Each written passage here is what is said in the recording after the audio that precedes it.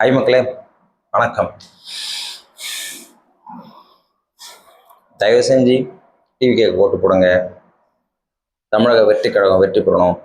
தலைவர் தளபதி விஜய் சிஎம் ஆகணும், வருங்கால சிஎம் ஆகணும், நிரந்தர முதல்வராகணும்னா டிவிக்கு ஓட்டு போடுங்க. மக்களை சிந்தித்து செயல்பட்டு நம்ம நல்லா இருக்கணும், தமிழகம் நல்லா இருக்கணும்னா கண்டிப்பாக விசில் சின்னத்தில் ஓட்டு போடுங்க. அவரை வெற்றி அடை செய்யுங்க.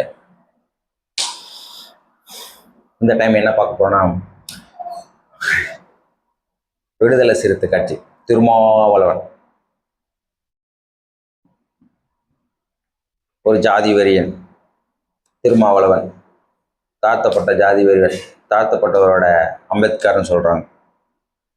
அம்பேத்கரை கூட யாராலையுமே பீட் பண்ண முடியாது. அவரை அளவுக்குலாம் யாருமே வர முடியாது. அவர் ஒன்றும் தமிழ்நாடு இல்லை, north country, north state. But அவரோட அறிவு என்ன, படிப்பு என்ன, அவரெல்லாம் யாருமே கிட்ட நெருங்க முடியாது.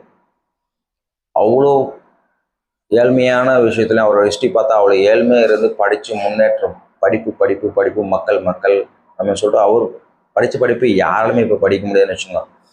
ஸோ மூளை ஆண்டவன் யாராச்சும் ஒருத்தருக்கு தான் தனித்திறமையான மூளையை கொடுப்பார். எல்லாருக்கும் மூளை இருக்குது, எல்லாருக்குமே இருக்குது, இல்லைன்னு சொல்ல. பட் அந்த மூளை ஐன்ஸ்டீன் மாதிரி எல்லாருக்கும் ஒர்க் ஆகாது.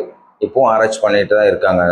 நியூஸ் பிரகாரம் பார்த்தா எப்படி ஐன்ஸ்டீன் இவ்வளோ திறமையாக யூஸ் பண்ணுறாரு, இவ்வளோ பண்ணுறாரு அப்படின்னு சொல்லிட்டு. ஸோ அந்த மாதிரி அவர் செத்தாலும் ஒரு மூளையை எடுத்து தனியாக ஆராய்ச்சி பண்ணுற அளவுக்கு இருக்குன்னா அதை கடவுளுக்கு கொடுத்த வரம் தான் சொல்ல முடியும். எல்லாராலையும் சுந்தர் பிச்சை ஆகிட முடியாது. நம்ம இந்தியாவிலேருந்து போயிட்டு சுந்தர் பிச்சை ஆகிட முடியாது, எலான் மஸ்க் ஆக முடியாது. ஸோ எக்ஸட்ரா சொல்லிட்டு போயிட்டே இருக்கலாம்.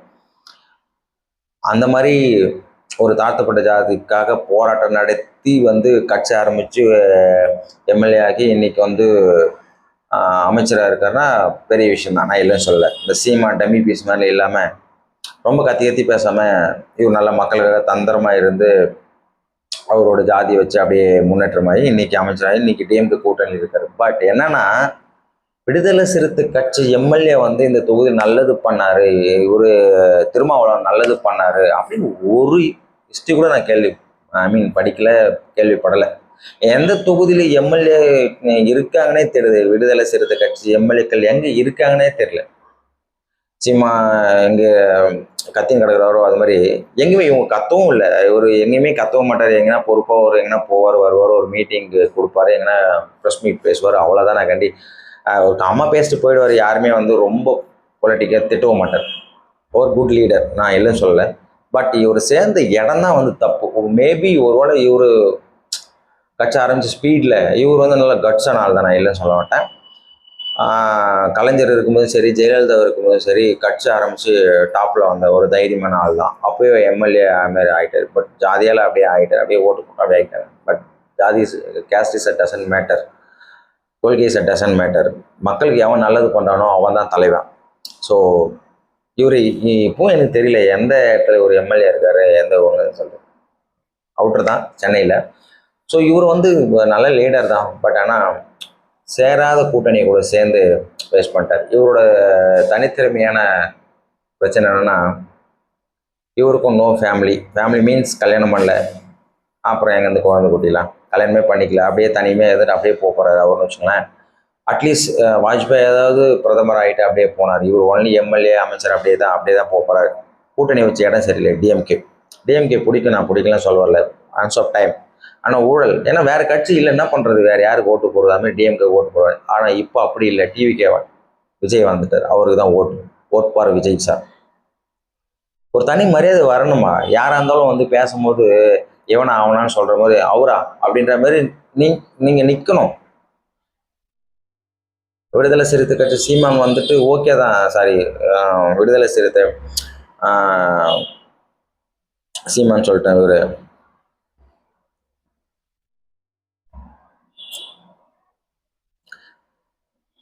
என்ன பேசுன்னு தெரியல. சீமா மாதிரி தான் இவரும் திருமாவளவன் பெருசாக ஒன்றும் ரெக்கார்டு பிரேக் பண்ணுற அளவுக்கு ஒரு நியூஸும் இல்லை.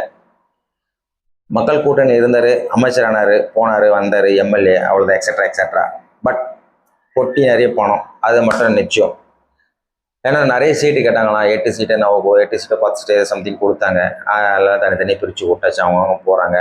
அதிலிருந்து வந்த ஒரு உயர்ந்த மனிதன், கட்சியிலிருந்து வந்த ஆதவ அர்ஜுனா, பொலிட்டிக்கல் படித்து 2 days பேக் வெள்ளிவாக்கத்தில் மீட்டிங்கில் அப்போ தான் சொன்னார், அவரோட ஹிஸ்ட்ரி எல்லாமே சொன்னார் ஷார்ட் அண்ட் ஸ்வீட்டாக. ஸோ மம்மிலாம் இழந்து அதுக்கப்புறம் படித்து முன்னேறி அதுக்கப்புறம் படிப்படியாக முன்னேறி மேலே வந்திருக்கார். ஸோ மேலே வந்துட்டா அரசியலில் வந்துட்டு எல்லாருமே விமர்சனம் வைக்க தான் செய்வாங்க. ப்ளஸ் யாரும் பேச மாட்டாங்க, மைனஸ் தான் பேசுவாங்க. அவரோட மைனஸை பேசி பேசி அவர் அமுக்க தான் பேசுவாங்க. விஜய் சார் பேசாத பேச்சா இல்லை எம்ஜிஆர் பேசாத பேச்சான்னு சொல்கிறாங்க. ஸோ எம்ஜிஆர் பேசாத பேச்சான்னு சொன்னாங்க, விஜய் சார் பேசாத பேச்சா நம்ம கேட்காத இருக்கோம். ஆதவ அர்ஜுனா அவரும் ஒரு குட் லீடர்னு சொல்லலாம். நல்ல பேச்சு திறமையாளர், படிச்சிருக்காரு. ஸோ அவர் வந்து டிவிகேக்கு வந்து வரவேற்கத்தக்கது. அப்படியேப்பட்ட ஆளையே அவர் வந்து திருமாவளவன் வந்து மிஸ் பண்ணிட்டாருன்னா ஒரு வேஸ்ட், டம்மி பீஸ். கூட்டணி தான். ஒரு டயத்தில் விஜயகாந்தோட கூட்டு வச்சு பஞ்ச பாண்டவர்கள் நாங்கள் அப்படின்னு சொல்லிட்டு நின்னாங்க. பஞ்ச பாண்டவர்கள் ஒன்றும் வேஸ்ட்டு. அந்த தோற்று போச்சு. அவர் தான் விஜயகாந்த் அவர் கூட்டணி அவரை வச்சு இந்த வைகோ, திருமாவளவன் எக்ஸட்ரா, இந்த பாமக, மாம்பழம் இதெல்லாம் டம்மி பீஸ். இதெல்லாம் ஜாதி வெறி பிடிச்ச கட்சி. ஜாதி வெறி பிடிச்ச கட்சியில் ஜாதி மட்டும் தான் ஓட்டு போடும், மக்கள் மட்டும் எவனும் ஓட்டு போடுவான். நீ அங்கே மட்டும் தான் எம்எல்ஏ இருக்க முடியும், சிஎம்லாம் ஆக முடியாது. பாமக ஆகட்டும், விடுதலை சிறுத்தை ஆகட்டும், சீமான் ஆகட்டும், நாம் தமிழர் ஆகட்டும், மற்றபடி எக்ஸட்ரா கட்சி எதுவுமே வந்து சிஎம் கேண்டிடேட்டு எவனுமே நிற்கல. எல்லாமே வந்து போட்டி நிறைய பணம் வாங்கிட்டு பாக்கெட்டில் வச்சுட்டு சும்மா நானும் சிஎம் சீட்டு வாங்கிட்டு நானும் எம்எல்ஏ நானும் ரவுடி தான் ரவுடின்ற மாதிரி வடிவேல் காமெடி பண்ணிட்டு உட்காந்துட்டு இருக்காங்க. இவங்க யாருமே வந்துட்டு சத்தியமாக வந்து நல்லது பண்ணுறதுக்காக யாருமே வரல. பதவி வேணும், காரில் போகணும், சொகுசாக போகணும், சும்மா போயிட்டு அங்கே உட்காந்துன்னு ஒரு டயத்தில் வீடியோ பார்த்துன்னு இருப்பாங்க மொபைலில். யாருன்னா கத்தின்னு இருப்பாங்க. பாராளுமன்றம், நாடாளுமன்ற மாவட்டம் எல்லாமே அப்படி தான். மக்களுக்கு சேவை செய்யணும் எவனுமே இல்லை. அந்த லிஸ்ட்டில் திருமாவளவனும் உண்டு. அவர் ஜாதி கட்சி வச்சு தான் அவர் ஓட்டு விழுந்துட்டுருக்கு. பொதுவான மக்கள் யார் பெருசாக ஓட்டு போகிறாங்களா இல்லைன்னு எனக்கு தெரியல. இந்த வாட்டி தெரிஞ்சிடும். வர எலெக்ஷனில் திருமாவளவன் கூட்டணியில் இருக்கார். போட்டியாக பணத்தை வாங்கிட்டு ஜாலியாக இருக்கார் அவர் பாட்டில். என்னத்தை ஒன்றும் இல்லை, டம்மி பீஸ். திருமாவளவனை பற்றி பேசுறதுக்கு ஒன்றும் பெரிய பிரேக் இல்லை. இங்கே திருமாவளவன் இங்கே நின்று நல்லது செஞ்சாரியா? சொல்லவே இல்லையே. எம்ஜிஆர் இருந்தார், நல்லது பண்ணாருன்றது ஏன் சொல்கிறாங்க? இன்றைக்கி அவன் வில்லேஜில் போயிட்டு காசு கொடுத்த எம்ஜிஆர் கொடுத்த காசா அப்படின்றாங்க. ஏன்னா அந்த நல்லது பண்ணி அவ்வளோ ரெக்கார்ட் பிரேக் பண்ணி வச்சுருக்காரு. ஹார்ட்டில் பதிஞ்சிருக்கு, மூளையில் பதிஞ்சிருக்கு, எல்லாருக்குமே மதர் போர்டில் பதிஞ்சிருக்கு. அந்த மாதிரி பண்ணணும்.